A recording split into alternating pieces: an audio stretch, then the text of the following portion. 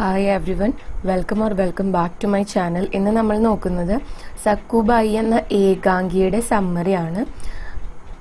അപ്പോൾ ഇത് റിട്ടേൺ സമ്മറിയാണ്. ഹിന്ദിയിൽ സമ്മറി എഴുതിയിട്ട് എക്സ്പ്ലെയിൻ ചെയ്യാണ് ചെയ്യുന്നത് കേട്ടോ. ഇപ്പം സമ്മറി ആയിട്ട് ചോദിക്കുകയാണെങ്കിൽ, എക്സാമിന് സമ്മറി ആയിട്ട് ചോദിക്കുകയാണെങ്കിൽ നിങ്ങൾ ഫസ്റ്റ് പാരഗ്രാഫിൽ ഒരു മിനിമം 2 സെന്റൻസ് എങ്കിലും റൈറ്ററിനെ കുറിച്ച് എഴുതണം. അപ്പോൾ റൈറ്ററിനെ കുറിച്ചിട്ടുള്ള ഇൻഫർമേഷൻ ഈ ടെക്സ്റ്റിന്റെ ലാസ്റ്റിൽ കൊടുത്തിട്ടുണ്ട്. അതായത് ടെക്സ്റ്റിന്റെ ചട്ടയുടെ മുകളിലായിട്ട് കൊടുത്തിട്ടുണ്ട് ലാസ്റ്റിൽ. അപ്പൊ അതിൽ നിന്നും എളുപ്പത്തിൽ പഠിക്കാൻ പറ്റുന്ന 2-3 പോയിന്റ്സ് പഠിച്ചു വെക്കാം കേട്ടോ. അപ്പൊ അത് ടെക്സ്റ്റിൽ തന്നെ ഉള്ളതുകൊണ്ടാണ് ഇതിൽ കൊടുക്കാത്തത്. സക്കുബായിയുടെ സമ്മറി നോക്കാം. ഓക്കെ, ഈ സമ്മറി തരുന്നതിന്റെ ഉദ്ദേശം എന്താന്ന് വെച്ചാൽ, ലാസ്റ്റ് ടൈമിൽ നിങ്ങൾക്ക് ചാപ്റ്റർ ഫുള്ള് വായിച്ച് പഠിക്കാൻ വേണ്ടിയിട്ടുള്ള ടൈം ഉണ്ടാവില്ല. അപ്പൊ ഇങ്ങനെ തന്നു കഴിഞ്ഞാൽ ഇതിൽ ഇമ്പോർട്ടൻ്റ് ആയിട്ടുള്ള എല്ലാ ഭാഗങ്ങളും ഉൾപ്പെടുത്തിയിട്ടുണ്ട്. പിന്നെ ഇതിൽ ഉൾപ്പെടുത്താത്ത 1-2 ക്യാരക്ടേഴ്സ് ഉണ്ട്. അവരുടെ കാര്യം ഞാൻ ലാസ്റ്റിൽ പറഞ്ഞുതരാം കേട്ടോ. സക്കുബായി 45-50 साल की मराठी औरत है. मेहनती होने की वजह से चौड़ी और मजबूत लगती है. സക്കുബായി എന്ന് പറയുന്നത് 45-50 സാൽ, അതായത് 45 മുതൽ 50 വയസ്സിന്റെ ഇടയിൽ പ്രായമുള്ള ഒരു മറാഠി സ്ത്രീയാണ്. അതുപോലെ തന്നെ ഹാർഡ് വർക്കിംഗ് ആയതുകൊണ്ട് ആ ഒരു വ്യത്യാസം സക്കുബായിയുടെ ബോഡിയിൽ കാണാനായിട്ടുണ്ട്. അതായത് ചോടി ഓർ മസ്ബൂത്ത് എന്ന് പറയുമ്പോൾ സ്ട്രോങ് ആയിട്ടുള്ള ബോഡിയാണ്. उसके हाथ पांव खुरदरे एवं सख्त है. छोटी आंखें, उठी हुई नाक, सांवला रंग, घने बाल जिनको उसने पीछे कर जूड़ा बनाया हुआ है. അപ്പം ഇതില് സക്കുബായിയുടെ ഹാത്ത് പാവ്, കൈയും കാലൊക്കെ ഖുർദരെ എന്ന് വെച്ചാൽ റഫാണ്, അതുപോലെ തന്നെ സ്ട്രോങ് ആണ്, ചെറിയ കണ്ണുകളാണ്, ഉയർന്നു നിൽക്കുന്ന മൂക്കാണുള്ളത്. സാംല രംഗ് എന്ന് വെച്ച് കഴിഞ്ഞാൽ ഡാർക്കർ സ്കിൻ ടോണിൽ പെട്ട ആളാണ്. ഘനെ ബാൽ, നല്ല ഉള്ളുള്ള മുടിയാണ്, അത് ബാക്കില് കെട്ടിവെച്ചിരിക്കുകയാണ്. ഗലേ മേ കാലാ ധാഗ, ഖാലി കാൻ, കലായി മേ പൂജ കി മൗലി വ പുരാനി സി സാഡി പെഹൻതി ഹെ. അപ്പോൾ പിന്നെ അതുപോലെ തന്നെ കഴുത്തില് ഒരു കറുത്ത ചരടുണ്ട്. കാതില് ഓർണമെന്റ്സ് ഒന്നും അണിഞ്ഞിട്ടില്ല. കലായി മേ പൂജ കി മൗലി, കയ്യില് ഇങ്ങനെ പൂജിച്ചിട്ടുള്ള ഒരു ചരട് കെട്ടിയിട്ടുണ്ട്. അതുപോലെ തന്നെ പഴയൊരു സാരിയാണ് കൊടുത്തിട്ടുള്ളത്. ഇത് ഇത്രയും ഡീറ്റെയിൽഡ് ആയിട്ട് എഴുതാനുള്ള കാരണം എന്താണെന്ന് വെച്ചാൽ, സക്കുബായിയുടെ ക്യാരക്ടർ സ്കെച്ച് ആയിട്ട് ഒരു ക്വസ്റ്റ്യൻ ചോദിക്കുകയാണെങ്കിൽ ഇത്രയും ഡീറ്റെയിൽഡ് ആയിട്ട് എഴുതണം. ജസ്റ്റ് സമ്മറി ചോദിക്കുകയാണെങ്കിൽ സക്കുബായി 45-50 സാലുള്ള ഒരു അത്രയും ഏജുള്ള ഒരു മറാഠി ഓരത്താണ്. മുംബൈയിലെ വീടുകളിലെ സെർവന്റ് ആയിട്ടാണ് ജോലി ചെയ്യുന്നത്. ഇത്രയും എഴുതിയാൽ മതി, ബാക്കി കാര്യങ്ങൾ ഇൻക്ലൂഡ് ചെയ്യേണ്ട ആവശ്യമില്ല. ഓക്കെ, നെക്സ്റ്റ് വരുന്നത് സക്കുബായി എങ്ങനെയാണ് മുംബൈയിലേക്ക് എത്തിയത് എന്നാണ്. സക്കുബായി का असली नाम शकुंतला है और बम्बई के एक घर में बाई बनकर काम करती है. അപ്പൊ സക്കുബായിയുടെ ആക്ച്വൽ നെയിം ശകുന്തള എന്നാണ്. ബംബൈയിലെ, അതായത് മുംബൈയിലെ വീടുകളിൽ മെയ്ഡായിട്ട് ജോലി ചെയ്യാണ്. ജിസ് പരിവാർ മേ वह काम करती है उसमें 4 लोग हैं. एक पति पत्नी और उनके 2 बच्चे. साहब का नाम किशोर कपूर, मेम साहब का नाम पूजा कपूर, उनकी बेटी का नाम पोमला और बेटे का नाम रॉकी था. സക്കുബായി ജോലി ചെയ്യുന്ന വീട്ടിലെ 4 മെമ്പേഴ്സ് ആണുള്ളത്. ഒരു പതി പത്നി, പിന്നെ അവരുടെ 2 മക്കളും. അപ്പൊ ഈ പതിയുടെ പേരാണ് കിഷോർ കപൂർ എന്ന്, അതേപോലെ തന്നെ പത്നിയുടെ പേര് പൂജ കപൂർ എന്നാണ്. അവർക്ക് 2 മക്കളുണ്ട്. പോംല എന്ന് പറഞ്ഞൊരു മകളും ഉണ്ട്, റോക്കി എന്ന് പറഞ്ഞിട്ടുള്ള ഒരു മകനും ഉണ്ട്. सकुबाई को पहले पोमला बोलना नहीं आता था, हवा निकल जाती थी. फिर एक दिन सक्कू के वहाँ बाजू वाली खोली में एक बैंड वाला रहने आया. वह सुबह प्रैक्टिस करता था. उसके साथ पोम पोम कहकर सक्कू ने पोमला बोलना सीख लिया. അപ്പൊ സക്കുബായിക്ക് ആദ്യം പോംല എന്നുള്ള പേര് പറയാൻ വേണ്ടിയിട്ട് പറ്റില്ലായിരുന്നു. കാരണം പോം എന്ന് പറയുമ്പോഴേക്കും ഇങ്ങനെ വായിലൂടെ എയർ എസ്കേപ്പ് പോകും. അപ്പൊ ബാക്കി പോംല എന്ന് പറയാൻ വേണ്ടിയിട്ട് അറിയണ്ടായിരുന്നില്ല. സക്കുബായിയുടെ വീടിനടുത്തായിട്ട് ഒരു ബാൻഡ് വാല വരികയാണ്, ബാൻഡ് സെറ്റിലൊക്കെ ഉള്ള ഒരാൾ വരികയാണ്. അപ്പൊ അയാള് രാവിലെ എഴുന്നേറ്റിട്ട് പ്രാക്ടീസ് ചെയ്യാറുണ്ട്. അപ്പൊ അയാൾ പോം പോം പോം എന്നുള്ള ഒരു ശബ്ദത്തിലാണ് പ്രാക്ടീസ് ചെയ്യുക. അപ്പോ സക്കുബായി എന്ത് ചെയ്യും, ഇയാളുടെ കൂടെ പോം പോം എന്ന് പറഞ്ഞ് പഠിച്ചിട്ട് അവസാനം പോംല എന്ന് പറയാൻ വേണ്ടിയിട്ട് പഠിച്ചു. अब वह उस लड़की को बेबी की जगह पोमला ही बुलाती है. ഇപ്പൊ കുട്ടിയെ ബേബി എന്നല്ല പോംല എന്ന് തന്നെയാണ് വിളിക്കുന്നത്. ഇത് ചിലപ്പോൾ ഒരു 2 മാർക്സ് ക്വസ്റ്റ്യൻ ആയിട്ട് ചോദിക്കാം, സക്കുബായി പോംല എന്ന് പറയാൻ വേണ്ടി പഠിച്ചത് എങ്ങനെയാണെന്ന്. ഓക്കെ, നെക്സ്റ്റ് പറയുന്നത് റോക്കിനെ കുറിച്ചിട്ടാണ്. റോക്കി ബാബാക്കോ ഖാന ഖിലാന മുഷ്കിൽ ഥ. അപ്പൊ ഈ റോക്കിക്ക് ഭക്ഷണം കൊടുക്കുക എന്ന് പറയുന്നത് ഭയങ്കര ബുദ്ധിമുട്ടുള്ള ഒരു കാര്യമായിരുന്നു. വ ബഹുത് മസ്തിഖോർ ബച്ച ഥ. ഈ റോക്കി എന്ന് പറയുന്നത് ഭയങ്കര മസ്തിഖോർ എന്ന് വെച്ച് കഴിഞ്ഞാല് വികൃതിയായിട്ടുള്ള ഒരു കുട്ടിയാണ്. ആ കുട്ടിക്ക് എപ്പോഴും ഇങ്ങനെ എന്തെങ്കിലും കുസൃതി കാണിച്ചുകൊണ്ടിരിക്കണം. सक्कू उस वक्त सोचती थी यही दूध और बिस्कुट जिसको खाने के लिए बाबा इतने नखरे करता है, यही बिस्कुट लेकर अगर वह अपनी गली में जाती तो वहां के 10 बच्चे उसके पास खाने के लिए आ जाते. അപ്പൊ ഈ കുട്ടി ഇങ്ങനെ ആകെ കൂടി കുട്ടിക്ക് കൊടുക്കണത് ഒരു ഗ്ലാസ് പാലും അതുപോലെ തന്നെ കുറച്ച് ബിസ്ക്കറ്റാണ്. അത് തന്നെ ഈ കുട്ടി കഴിക്കാൻ വേണ്ടി ഭയങ്കര ബുദ്ധിമുട്ടാണ്. അപ്പോൾ സക്കുബായി ഇങ്ങനെ ആലോചിക്കാറുണ്ട്, ഈ കുട്ടി ഇത് കഴിക്കാൻ വേണ്ടിയിട്ടാണ് ഇത്രയും കാര്യങ്ങൾ ചെയ്തു കൂട്ടുന്നത്. അതായത് സക്കു അത്രയും എഫേർട്ട് എടുത്താൽ മാത്രമേ കുട്ടി അത് കഴിക്കുള്ളൂ. പക്ഷെ തന്റെ ഗലിയിലേക്ക് പോവുകയാണെങ്കിൽ ഈ പാലും ഇതേ ബിസ്ക്കറ്റും തന്നെ കണ്ടു കഴിഞ്ഞാൽ 10 കുട്ടികൾ സക്കുവിന്റെ അടുത്തേക്ക് അത് കിട്ടാൻ വേണ്ടിയിട്ട് ഓടി വരുന്നതാണ് പറയുന്നത്. അപ്പൊ നമ്മളിവിടെ ഒരു ക്ലാസ് ഡിഫറൻസ് അല്ലെങ്കിൽ റിച്ച് പൂവർ എന്ന് വരുമ്പോൾ കണ്ടീഷൻസിൽ വരുന്ന മാറ്റങ്ങൾ കാണിക്കുന്നുണ്ട് ഇവിടെ. അപ്പൊ നേരത്തെ പറഞ്ഞതിലൊരു മിസ്റ്റേക്ക് ഉണ്ടായിരുന്നു. നേരത്തെ പാരഗ്രാഫിൽ ഇപ്പോൾ സക്കുബായി മുംബൈയിൽ വർക്ക് ചെയ്യുന്ന വീട്ടിലത്തെ കണ്ടീഷനാണ് കേട്ടോ. ഇനിയാണ് സക്കുബായി എങ്ങനെയാണ് മുംബൈയിലേക്ക് എത്തിയത് എന്ന് പറയുന്നത്. सक्कूबाई अपने परिवार के साथ अपने गांव में रहती थी. उसके आई का नाम लक्ष्मी तुकराम जामडे, बाई का नाम नितिन और बहन का नाम വാസന്തി थे. അപ്പൊ സക്കുബായി ഗ്രാമത്തില് തന്റെ ഫാമിലിയോടൊപ്പമാണ് ജീവിച്ചിരുന്നത്. ഫാമിലിയിലെ അമ്മയുടെ പേര് ലക്ഷ്മി തുക്രാം ജാംഡെ, ഛോട്ടെ ബായിയും ഛോട്ടി ബഹനുമാണ്. അതില് ബായിയുടെ പേര് നിതിൻ എന്നാണ്, അതുപോലെ തന്നെ ബഹന്റെ പേര് വാസന്തി എന്നാണ്. പിന്നെ അച്ഛനും ഉണ്ട് ഫാമിലിയില്. सब लोग मिलकर खेती कर कर जीते थे. എല്ലാവരും കൂടിയിട്ട് കൃഷി ചെയ്താണ് ജീവിച്ചുകൊണ്ടിരുന്നത്. उसके बाबा का एक हाथ मुड़ा हुआ था, इसलिए वे और आई जितना भी काम कर लेते थे काका लोग उनको कम अनाज ही देते थे.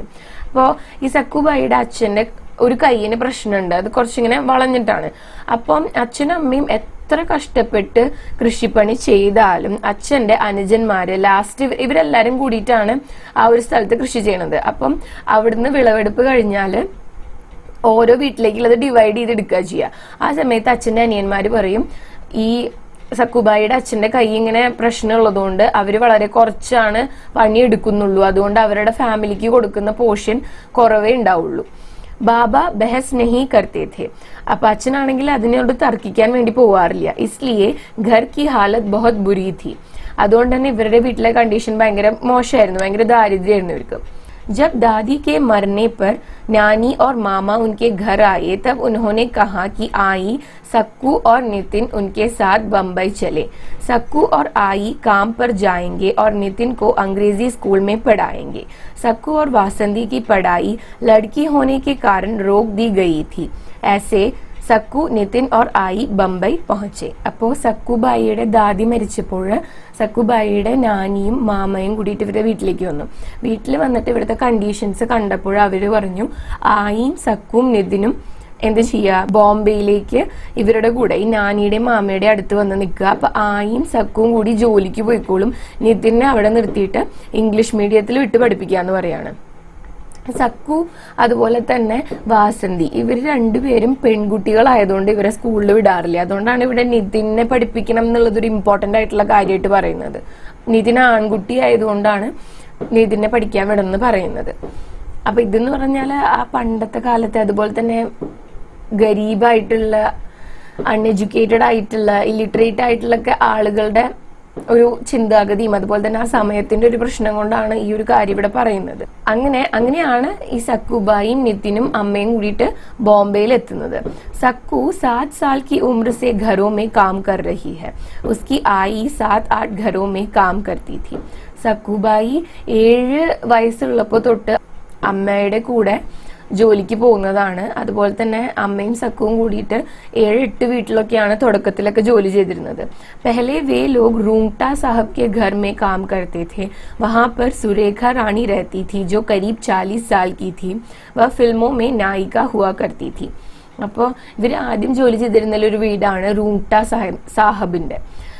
അപ്പൊ ഈ റൂങ്ട സാഹബിന്റെ വീടാണെങ്കിലും അവിടെ താമസിച്ചിരുന്നത് സുരേഖ റാണി എന്ന് പറഞ്ഞിട്ടുള്ള ഒരു ആക്ട്രസ് ആണ്. ഇപ്പൊ സുരേഖ റാണിയുടെ പ്രായം ഒരു 40 വയസ്സിന്റെ അടുത്താണ്.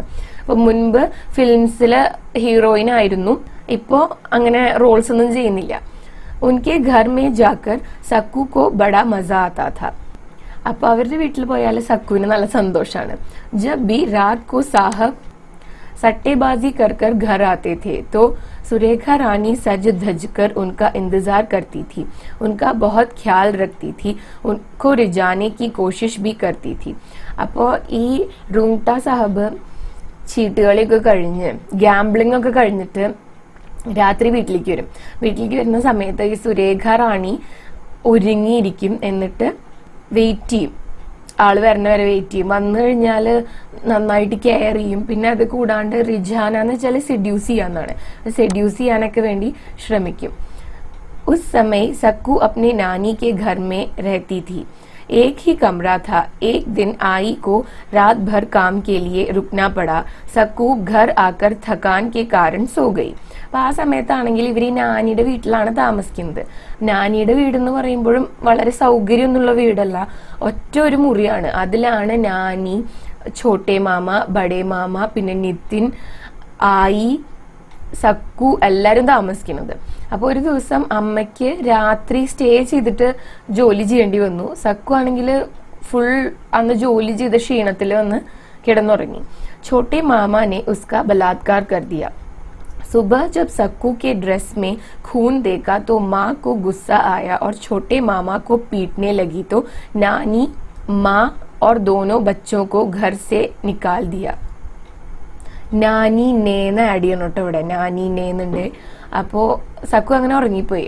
ആ ഒരു ഓപ്പർച്യൂണിറ്റി മുതലെടുത്തിട്ട് ഛോട്ടെ മാമ, താഴെയുള്ള അങ്കിള് എന്ത് ചെയ്തു, സക്കുവിനെ ബലാത്കാർ കരുതിയ എന്ന് വെച്ചാല് സക്കുവിനെ റേപ്പ് ചെയ്തു. അപ്പൊ രാവിലെ എഴുന്നേറ്റിട്ട് സക്കുവിന്റെ ഡ്രസ്സിലൊക്കെ ഫുള്ള് ഖൂൻ, അതായത് ബ്ലഡ് കണ്ടപ്പോൾ അമ്മയ്ക്ക് വിഷമവും ദേഷ്യവും എല്ലാം കൂടി വന്നിട്ട് പെട്ടെന്ന് തിരിച്ചുപോയി. നാനിയുടെ വീട്ടിൽ പോയിട്ട് ഈ ഛോട്ടെ മാമനെ അടിക്കാനായിട്ട് തുടങ്ങി. അപ്പൊ ഇത് കണ്ടപ്പോ നാനി നേ ട്ടോ ഇവിടെ തോ നാനി നേ മാ ഓർ ദോനോ ബച്ചോ കോ ഘർ സെ നിക്കാൽ ദിയ. അപ്പം അമ്മൂമ്മയാണെങ്കിൽ അമ്മയെയും പിന്നെ 2 കുട്ടികളെയും വീട്ടിൽ നിന്ന് ഇറക്കി വിട്ടു. फिर उनका कोई ठिकाना नहीं था. जिस बिल्डिंग में काम करते थे उसी के सीढ़ियों के नीचे सोते थे. फिर एक हुसैन मामा എന്നുണ്ട് ട്ടോ ഇവിടെ मिले जो फिरोजाबाद के थे. उन्होंने अपनी आधी खोली उनको दे दिया. ऐसे अपने पराये हो गए और पराये अपने. അങ്ങനെ ഈ നാനി ഇവരുടെ വീട്ടിൽ നിന്ന് ഇറക്കി വിട്ടപ്പോ ഇവർക്ക് എവിടെയും സ്റ്റേ ചെയ്യാൻ വേണ്ടിട്ടൊരു സ്ഥലമില്ല. അപ്പൊ ഇവർ എവിടെയാണോ വർക്ക് ചെയ്തിരുന്നത് ആ ബിൽഡിങ്ങിന്റെ കോണിയുടെ താഴേക്കാണ് കിടന്നുറങ്ങിയിരുന്നത്.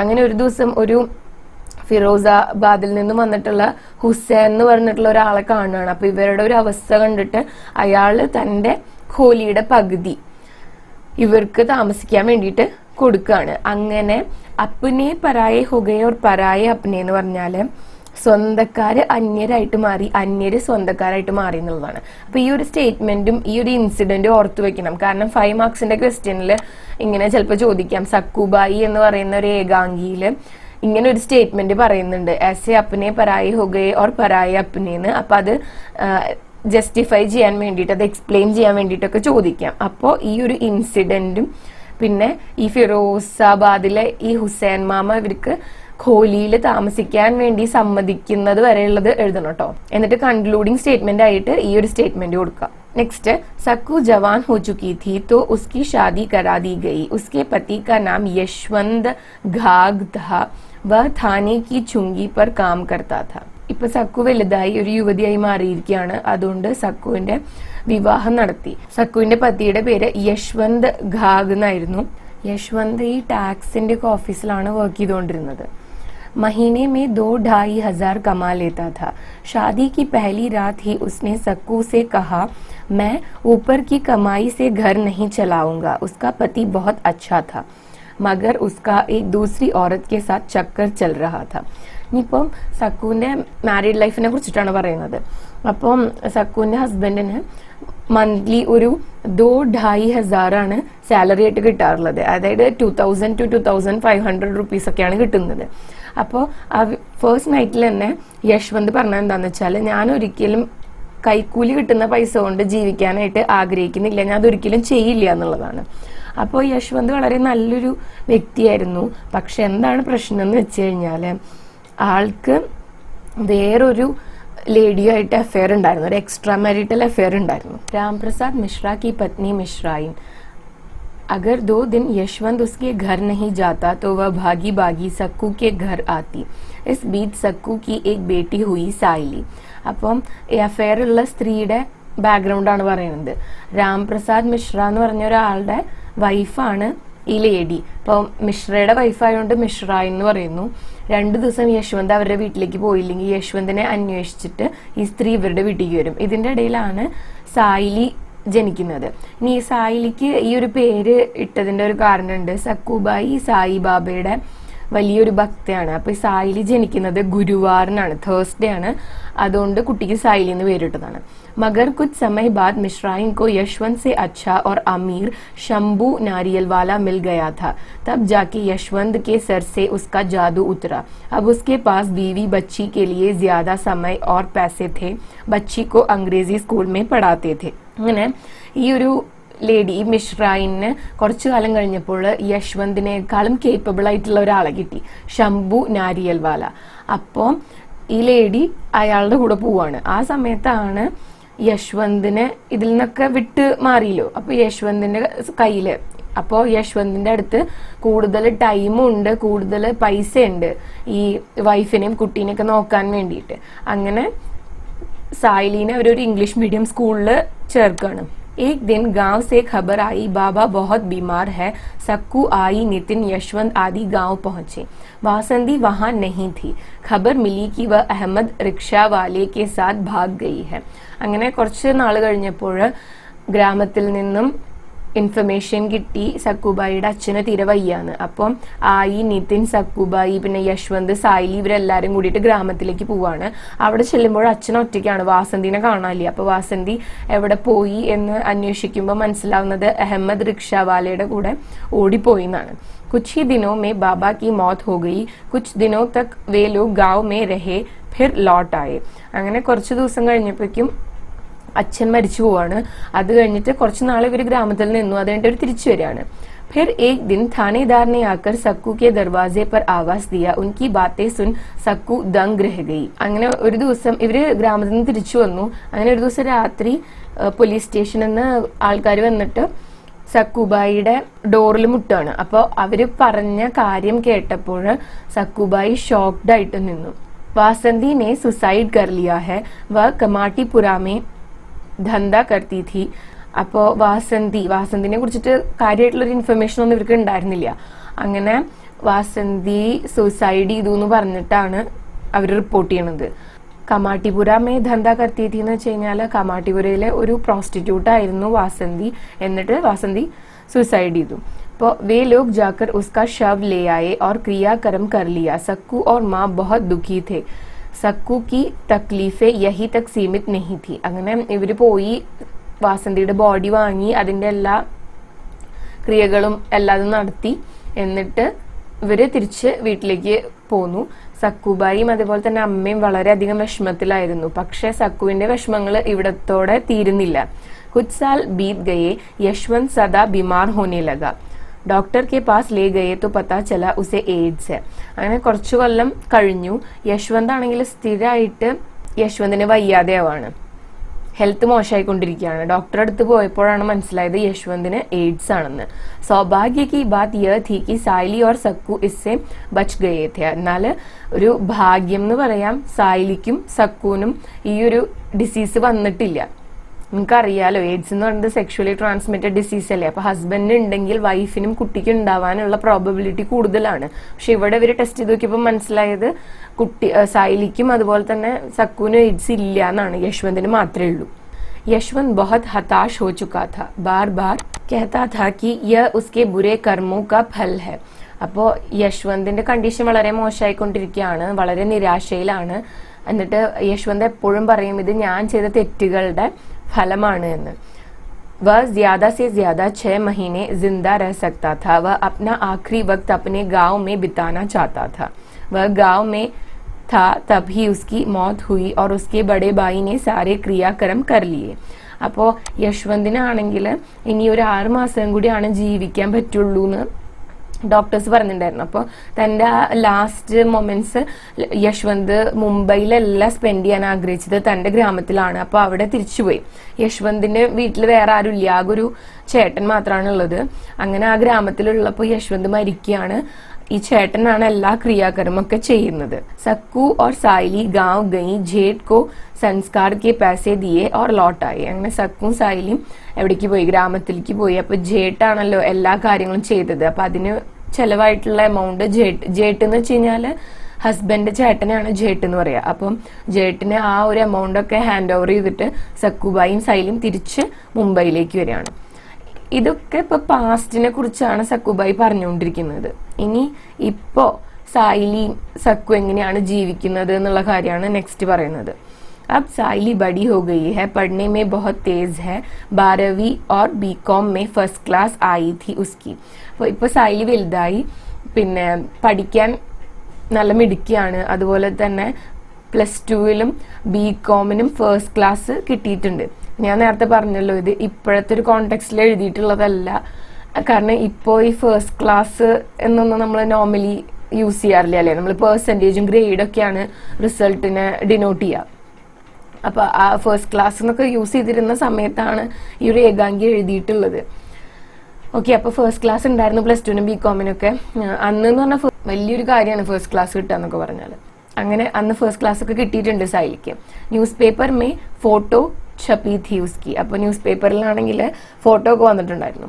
वह कविताएं भी लिखती है, उसको युवा कवियत्री का इनाम भी मिला था. उसकी कविताओं की एक पुस्तक छपी थी. बहुत बड़ा कार्यक्रम था. ഇപ്പോഴാണെങ്കിൽ സായിലി ഒരുപാട് കവിതകൾ എഴുതുന്നുണ്ട്. സായിലിക്ക് യുവ കവിയത്രിയുടെ പുരസ്കാരം ലഭിച്ചിട്ടുണ്ട്.